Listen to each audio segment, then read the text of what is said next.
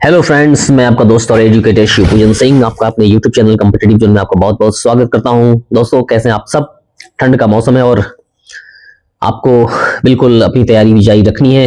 आप अपना ख्याल रखें और मैं तो आपके सामने उपस्थित हो गया हूं फिर से एक बार मॉक टेस्ट लेकर के आरआरबी की जो ऑनगोइंग एग्जामिनेशन जो है लेवल 1 अभी चल ही रहे हैं और इसके लिए न्यू पैटर्न को लेकर के मैं आपके सामने उपस्थित हुआ हूं। आप एग्जामिनेशंस में जाने से पहले एक बार जरूर इसे देखेंगे। इसके साथ ही साथ एक और सीरीज हमारी चल रही है आरआरबी एनटीपीसी के लिए, तो दोनों सीरीज अल्टरनेट मैं ला रहा हूं एक एक दिन बीच करके। तो आप पढ़ाई जारी रखें और बिल्कुल डेडिकेशन के साथ हमें लगे रहना है। किसी भी परीक्षा में जो हमारी क्लास होती है इसकी शुरुआत के पहले मैं आपको बिल्कुल बूस्ट और एनर्जाइज करने के लिए कुछ चीजें और कुछ पेप टॉक्स देता रहता हूं। तो याद रखिएगा हमेशा इन पंक्तियों को। कौन कहता है कि आसमां में सुराख नहीं होता दोस्तों, एक तबीयत तो दिल से उछाल करके देखो, है ना। तो कहने का मतलब है कि अगर हम डिटरमाइंड हैं then we can achieve each and everything of this world. अगर हम डिटरमाइंड हैं तो हम कुछ भी हासिल कर सकते हैं। ओके, तो देखिए जी और जीएस की खूबसूरत क्लास होती हुई और 20-25 क्वेश्चंस होंगे, लंबी व्याख्या होगी तो आप उससे सीख पाएंगे बहुत कुछ। और यही वो 3 फैक्टर्स हैं जो कि आपको सफलता दिलाएंगे, जो कि प्रत्येक वीडियो की शुरुआत में मैं आपको देता हूं, है ना। क्या क्या? उचित मार्गदर्शन जो मैं आपको दे रहा हूं, धैर्य और लगातार परिश्रम करके हम अपने टारगेट को अचीव कर सकते हैं।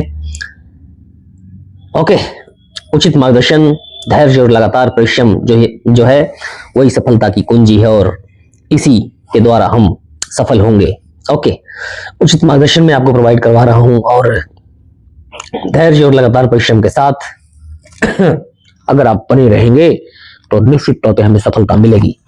तो जितनी भी क्लासेस यहाँ होने वाली है बिल्कुल एक्सक्लूसिव और आपके लिए डेडिकेशन के साथ मैं सारी क्लासेस को लाता हूँ, बिल्कुल रिसर्च बेस्ड क्लासेस लाता हूँ। तो आप इससे अपनी पढ़ाई को जारी रखें।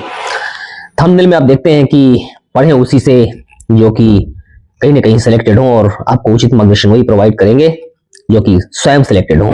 तो मैं आपका दोस्त इस कसौटी पे खरे उतरता हूं और बिल्कुल आपको इस चैनल के माध्यम से अपनी पढ़ाई जारी रखनी चाहिए।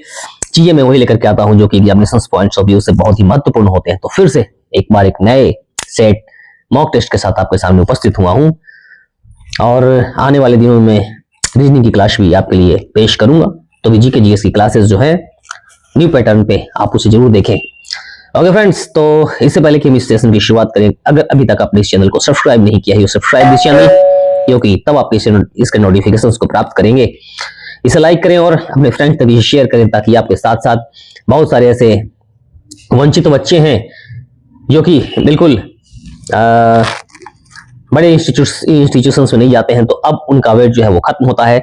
और मैं आपका फ्रेंड ये डेडिकेशन के साथ, आप चाहे कहीं के भी स्टूडेंट हो, चाहे गांव के रिमोट एरिया में रहने वाले हो या शहर के स्टूडेंट हो, अगर आपने इस चैनल के माध्यम से जुड़ करके अपनी स्टडी की तो आपको बहुत लंबे चौड़े कोर्सेज खरीदने की कोई आवश्यकता नहीं होगी। आप इस चैनल से जुड़ें और जुड़ करके पढ़ाई करें। आप देखेंगे कि हमारे यहाँ के लोग एक मुट्ठी भर बालू से बड़े बड़े क्रांति पैदा कर देते हैं। तो मैं आप बच्चों को लेकर के एक एजुकेशनल रिवॉल्यूशन पैदा कर दूंगा, एजुकेशनल क्रांति पैदा कर दूंगा और सिलेक्शन की छड़ी लग जाएगी इस चैनल के माध्यम से, क्योंकि चीजें मैं आपको वही देता हूं। और टारगेट 60/60 लगभग 50 से 60 क्वेश्चन होंगे। इसमें हमारा टारगेट होगा कि हम जीके जीएस के सारे सेक्शन को कंप्लीटली अचीव कर पाए। ओके, तो वीडियो को डोंट डिस्क्राइब दिस वीडियो और पूरी व्याख्या के साथ इसको देखेंगे तो आप बहुत कुछ सीख पाएंगे, है ना। तो चलिए शुरू करते हैं इस क्लास की। ओके, तो फैक्ट्स को देखते हुए, कौन सी नदी भारत में पश्चिम दिशा की ओर बहती है? Which Indian rivers flow towards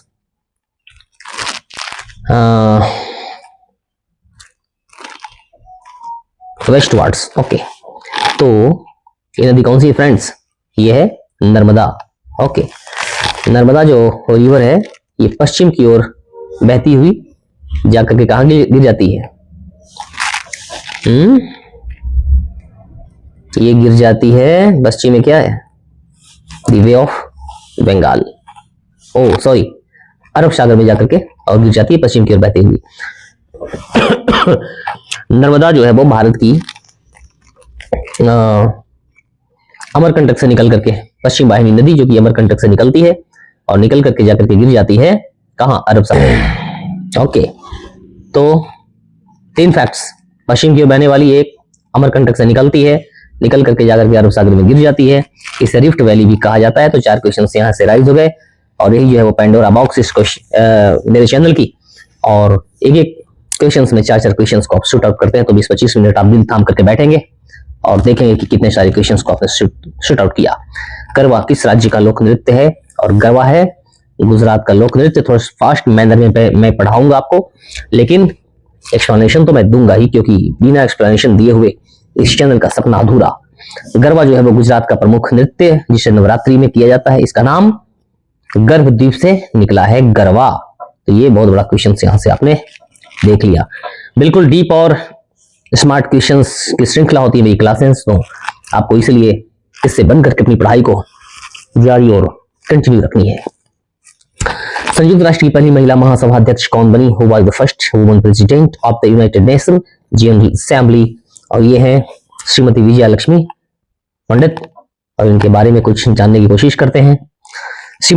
Bharat की श्रीमती विजया लक्ष्मी पंडित, जो कि पंडित जवाहरलाल नेहरू की बहन थी, और 1948 में संयुक्त राष्ट्र महासभा की अध्यक्ष बनी। वह इस पद पर पहुंचने वाली विश्व की पहली महिला थी, भारत ही नहीं विश्व की पहली महिला। बहुत ही महत्वपूर्ण ये गौरवशाली पल। उनका कार्यकाल जो है भारत के कूटनीतिक इतिहास में एक गौरवपूर्ण अध्याय है। तो ये बहुत सारे फैक्ट्स आपने यहां से देखा, पढ़ते हुए बहुत कुछ सीखते हुए इस चैनल से आप आगे बढ़ रहे हैं। संयुक्त राष्ट्र ने मानवाधिकारों की सार्वभौम घोषणा कब की थी? ये की थी 10 दिसंबर 1948 को, है ना। संयुक्त राष्ट्र महासभा ने 10 दिसंबर 1948 को मानवाधिकारों की सार्वभौम घोषणा को अपनाया। इसके आर्टिकल 30 जो प्रत्येक व्यक्ति को मौलिक अधिकारों की रक्षा करते हैं, 10 दिसंबर को विश्व भर में मानवाधिकार दिवस के रूप में भी हम मनाते हैं। तो बहुत सारे क्वेश्चंस बनते हुए फ्रेंड्स, तो देखिए कि कैसे खूबसूरत क्लासेस में आपके लिए लेकर के आता हूं, है ना। संयुक्त राष्ट्र शांति रक्षक बल peace keeping force of push का गठन, when was the United Nations peace keeping force established, and the year is 1948। Okay, विश्व प्रकृति संरक्षण दिवस कब मनाया जाता है? और यह है 28 जुलाई, है ना, 28 जुलाई। यह दिवस प्राकृतिक संसाधनों और जैव विविधता की रक्षा के लिए मनाया जाता है। इस दिन हम कम से कम एक दिन तो याद करें कि आने वाले दिनों में अगर आने वाली पीढ़ियों को हमें कुछ देना है तो 28 जुलाई जैसे डेट्स को हमें जरूर याद रखना चाहिए, क्योंकि हम कुछ हमारे जो संसाधन है, प्राकृतिक संसाधन है, इनकी सुरक्षा तो हमें करनी है फ्रेंड्स। बल्कि कितने दोहन हो रहे हैं प्राकृतिक संसाधनों का, ये तो आप देख ही रहे हैं, परंतु इस नीति और नियत के साथ हमें प्राकृतिक संसाधनों का दोहन करना है कि आने वाली पीढ़ियों को हम क्या देने वाले हैं, है ना। ओके, तो इन चीजों पर हमें गौर फरमाना है। ये नहीं कि बस स्वार्थ के वशीभूत होकर के अभी वर्तमान को देखें और आने वाली पीढ़ियों के लिए हम हवा पानी सबको कॉन्टामिनेटेड करके छोड़ दें और सारे कोयले का दोहन कर ले। मतलब हमें आने वाली पीढ़ियों को भी कुछ देना है। विश्व रेड क्रॉस दिवस कब मनाया जाता है? When is world red cross day celebrated? और ये जो है वो 8 मई को मनाए जाते हैं, विश्व रेड क्रॉस दिवस। ओके, थोड़ी सी व्याख्या लंबी कर दिया मैंने इसे। विश्व रेड क्रॉस दिवस के संस्थापक हेनरी डुनांट, इनकी जयंती पर मनाया जाता है जो कि 8 मई है। इसका उद्देश्य क्या है फ्रेंड? मानव की सेवा और आपदा राहत पर ध्यान केंद्रित करना। इंग्लिश मीडियम वालों के लिए भी थोड़ी सी चीजें डाल दिया।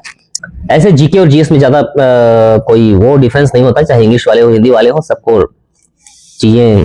वर्ल्ड रेड क्रॉस डे 8 मई commemorates the birth anniversary of Henry Dunant, founder of the Red Cross, and highlights humanitarian aid and relief efforts. तो आपने देखा कि रेड क्रॉस दिवस हम क्यों मनाते हैं, इसके संस्थापक कौन थे? 2-3 क्वेश्चन यहाँ से राइज हो गए। जहांगीर की पत्नी नूरजहां का वास्तविक नाम क्या था? What was the real name of the Nurjahan, wife of Jahangir? Mehru Nisa के नाम से इतिहास में प्रसिद्ध थी नूरजहां। और देखें क्या है नूरजहां का वास्तविक नाम मेहरू निसा। ये जो मेहरू निसा थी वो फारसी मूल की महिला थी और असाधारण रूप से बुद्धिमान व सुंदर भी थी। ये जितनी बुद्धिमान थी उतनी सुंदर भी थी।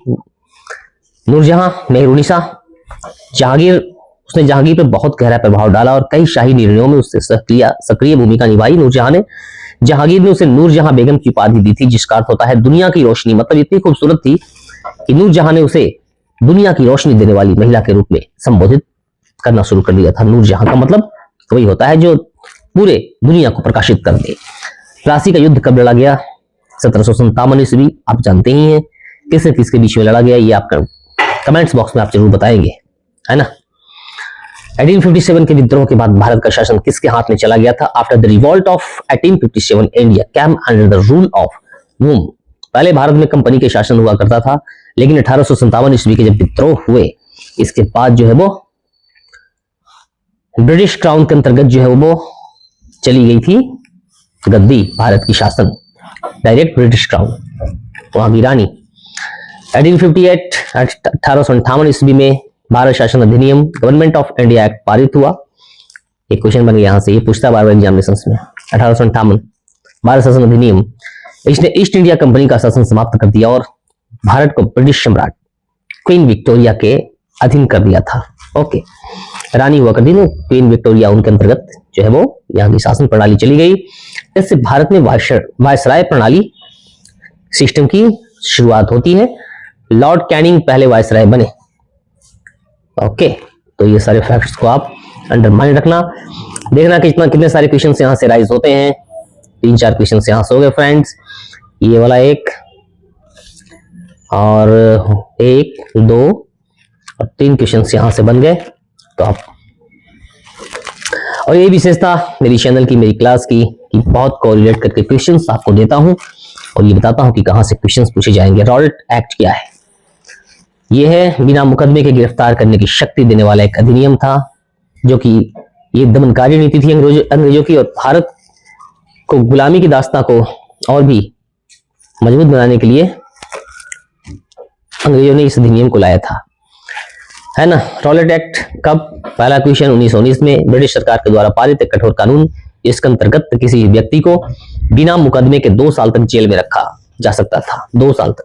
दूसरा क्वेश्चन, इसी के विरोध में गांधी जी ने सत्याग्रह आंदोलन शुरू किया। तीसरा क्वेश्चन, और इस अधिनियम को काला कानून, ब्लैक एक्ट भी कहा गया। चौथा क्वेश्चन, क्योंकि यह न्याय और स्वतंत्रता के सिद्धांतों के विरुद्ध था। 4 क्वेश्चन आपने इस एक सिंगल क्वेश्चन में इंक्लूडेड देखा और इसकी व्याख्या से आपने 4 चीजें सीखी यहां से। साइमन कमीशन भारत कब आया था? ये आया था 1928 ईस्वी में, लेकिन इसके पीछे क्या बैकग्राउंड थे थोड़ा, इसको भी आप देख लीजिए। साइमन कमीशन 1928 ईस्वी में भारत आया ताकि भारत में न्यायिक संवैधानिक सुधारों की समीक्षा की जा सके। 2 क्वेश्चंस, लेकिन इस आयोग में एक भी भारतीय सदस्य शामिल नहीं था। पूछता है 3 क्वेश्चन यहां से, पूरे भारत में विरोध। लाला लाजपत राय ने लाहौर में साइमन गो बैक का नारा दिया। चौथे क्वेश्चन, पुलिस ने उन पर लाठीचार्ज किया और बाद में उनकी मृत्यु हो गई। 5th क्वेश्चन, यह घटना भारतीयों में क्रांति की भावना को अभी प्रज्वलित किया। तो 4-5 क्वेश्चन आपने यहां से देख लिए। ओके, पढ़ो ऐसे कि दूसरों को पढ़ा सको, और पढ़ो उसी से जो भी कहीं ना कहीं सिलेक्टेड हो। ये नारा मैं आपको दिया हूं यूट्यूब पे, क्योंकि जस्टिफाई जस्टिस, आपके लिए जस्टिस वही ला सकता है जो कि चीजों को जानता है फ्रेंड्स। और मधुर मधुर मेरे दीपक जल, है ना, प्रतिदिन प्रतिक्षण प्रीतम का पथ आलोकित कर। आप इतना जलो कि एक रोशनी पैदा कर दो। हमें दूसरों को देखकर नहीं जलना है, हमें जलना है और जागना है। रातों को जाग जाग करके अपने सपनों को साकार करेंगे हम। जो बच्चे रात में जाग करके पढ़ाई करते हैं वही अपने सपनों को साकार करते हैं। तो दोस्तों, सो करके सपने तो सारे देखते हैं। अगर हमें अपने सपनों को, यानी कि अपने ड्रीम को अगर अचीव करना है, you must have to awake in the night, और रात में जाग जाग करके पढ़ाई करेंगे और बिल्कुल हमें सिलेक्शन तक, यानी कि हमारे जो अल्टीमेट गोल है, उस गोल को हमें प्राप्त करना है। तो बने रहिए अपने टीचर और मोटिवेटर एसपी सिंह के साथ इस चैनल के माध्यम से, और सिलेक्शन मैं दिलवाऊंगा आपको, क्योंकि इतना लंबा स्कोर मैं जीके और जीएस में कर दूंगा किसी एग्जामिनेशन में कि आपकी सिलेक्शन पक्की हो जाएगी। ओके, तो चलते हैं। ब्रह्म समाज की स्थापना किसने की? हु फाउंडेड द ब्रह्म समाज? और ये हैं Raja Ram Mohan Roy ji. What was the background behind this? Raja Ram Mohan Roy, एक पहला क्वेश्चन तो यही कि कब किया था? 1828 ईस्वी में।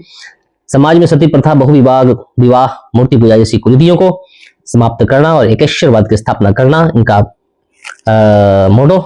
भारतीय पुनर्जागरण के जनक भी इन्हें कहा जाता है। फोर्थ क्वेश्चन, उन्होंने संवाद कौमुदी नामक पत्र भी निकाला और अंग्रेजी शिक्षा के समर्थक भी बने। संवाद कौमुदी, ये वाला बहुत हाईलाइटेड क्वेश्चंस एग्जामिनेशंस में पूछा जाता है, तो संवाद कौमुदी वाली बात आपको याद रखना बहुत जरूरी है। वॉर एंड पीस किसने लिखी है?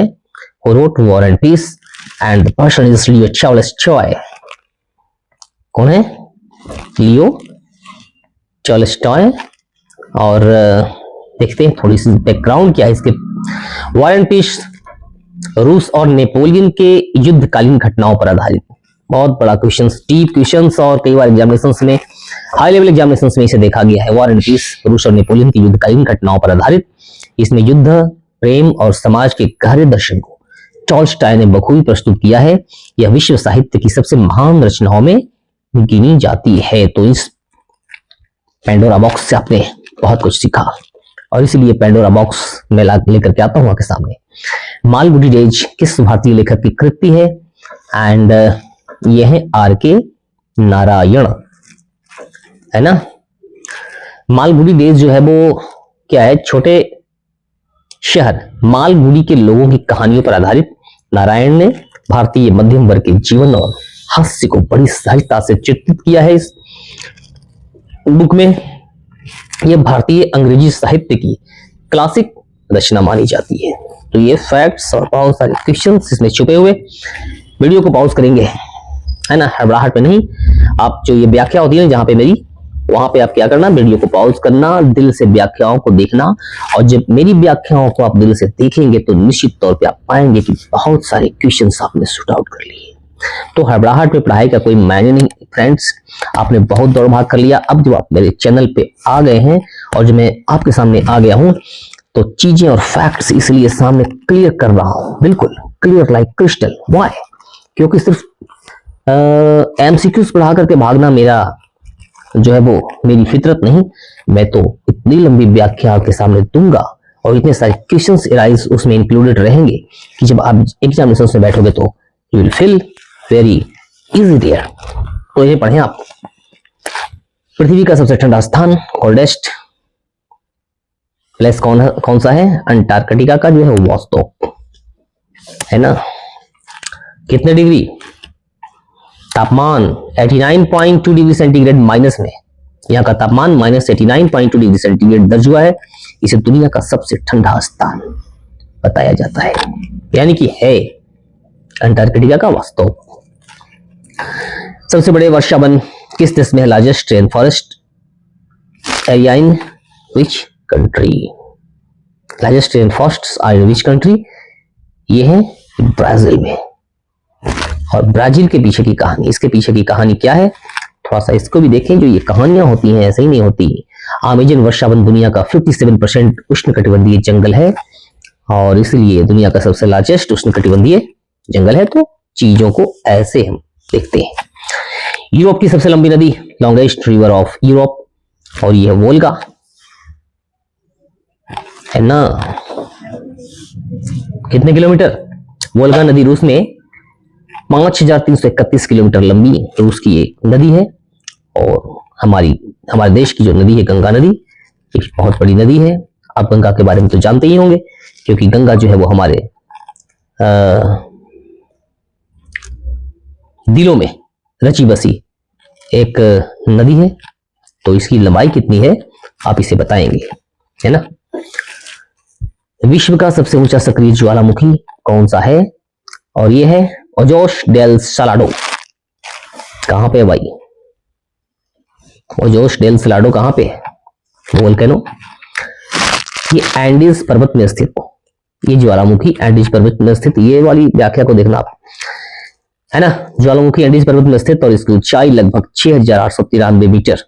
यह सबसे ऊंचा जो है वो सक्रिय ज्वालामुखी है और इसके आसपास जो है वो शुष्क एवं ठंडा वातावरण पाया जाता है। तो ओजोस डेल सालाडो एंडीज पर्वत में स्थित इसकी ऊंचाई 6893 मीटर। ये सारे फैक्ट्स आपने सीखा, देखा कि क्या कुछ एक सिंगल क्लास आपको सिखा रही है। कंप्यूटर प्रोग्रामिंग में क्यू का मुख्य सिद्धांत क्या है? मैं कंप्यूटर से क्वेश्चन इसलिए इंक्लूड करता हूँ कि यहाँ से क्वेश्चन एनडीबीसी के लिए भी महत्वपूर्ण है और ग्रुप बी के लिए भी, तो इसे आप जरूर देखेंगे और समझते चलेंगे। First in first out, FIFO के सिद्धांत पर जो है वो कंप्यूटर प्रोग्रामिंग में क्यू जो है वो काम करता है। और आप ये देखें क्यू क्या है भैया, एक अब्स्ट्रैक्ट डेटा स्ट्रक्चर है जिसमें डेटा जो है वो फीफो पहले डाले गए आइटम को पहले निकाला जाता है, इसके सिद्धांत पर एक्सेस किया जाता है। इसका उपयोग print, spelling, CPU scheduling and network buffering आदि में किया जाता है। तो देखा आपने 4 चीजों को, 4 क्वेश्चंस इसमें इंक्लूड हैं और यहां से आपने सीखा। ओके, कंप्यूटर प्रोग्रामिंग में रिकर्शन और इटरेशन में मुख्य अंतर क्या है? What is the main difference between recursion and iteration in computer programming? और इसमें मेन अंतर जो है वो रिकर्शन फंक्शन जो है वो खुद को कॉल करता है ना, और इटरेशन लूप का उपयोग करता है। Okay, recursion calls itself and iteration uses loops. तो दोनों में ही अंतर है। ये थोड़ा सा डीप क्वेश्चन और ऐसे ही क्वेश्चंस आने की पूरी संभावना बन रही है, क्योंकि थोड़े से डीप क्वेश्चंस पूछे जा रहे हैं कंप्यूटर साइंस से, और इसकी अलग डेडिकेटेड वीडियो में बनाऊंगा। लगभग 100 क्वेश्चन, 100-150 क्वेश्चन हम पढ़ लेंगे तो सारे एग्जामिनेशंस के लिए हम हो जाएंगे प्रिपेयर, और इसलिए आप के लिए वो क्लास में लेकर के भी आऊंगा। पहले ये वाली जो एग्जामिनेशंस ऑनगोइंग है ना, इस पर थोड़ा सा फोकस करते हुए इस पर पढ़ाई कर लेते हैं।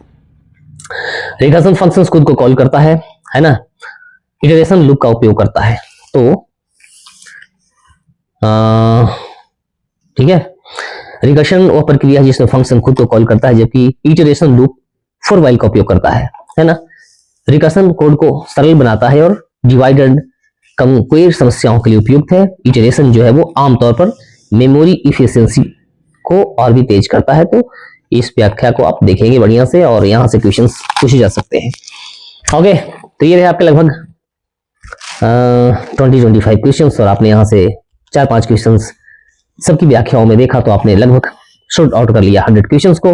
और यही इस चैनल की विशेषता, मैं आपको बार बार यही दोहराते रहता हूं। ओके फ्रेंड्स, वंस अगेन आपको मैं ये कहना चाहता हूं कि अगर अभी तक आपने इस चैनल को सब्सक्राइब नहीं किया तो आप इसे सब्सक्राइब करें, इसे लाइक करें, अपने फ्रेंड्स तक शेयर करें, कमेंट्स बॉक्स में आपके जितने भी स्कोर है उसे आप जरूर बताएं। इससे ये होगा कि मैं ये जानूंगा कि आपकी गहराई कितनी है और आपने कितना वो जाना सीखा और अभी तक आपने क्या पढ़ा लिखा है।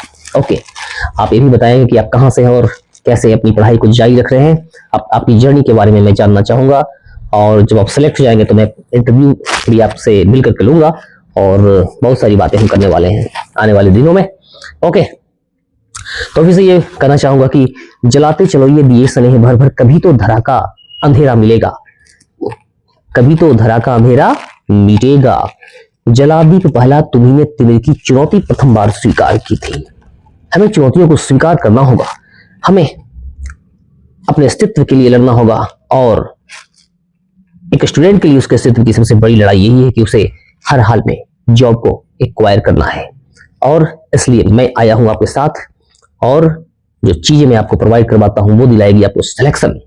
तो जो गाइडलाइंस हैं इस चैनल के माध्यम से मैं प्रोवाइड करवा रहा हूं, आप उसे देखें, समझिए, पढ़ें, आगे बढ़ते रहें, अपने टीचर और मोटिवेटर एसबी सिंह के साथ बने रहें। ओके, मिलते हैं अपनी अगली क्लास में, तब तक के लिए आप अपना ख्याल रखें। जय हिंद, जय भारत।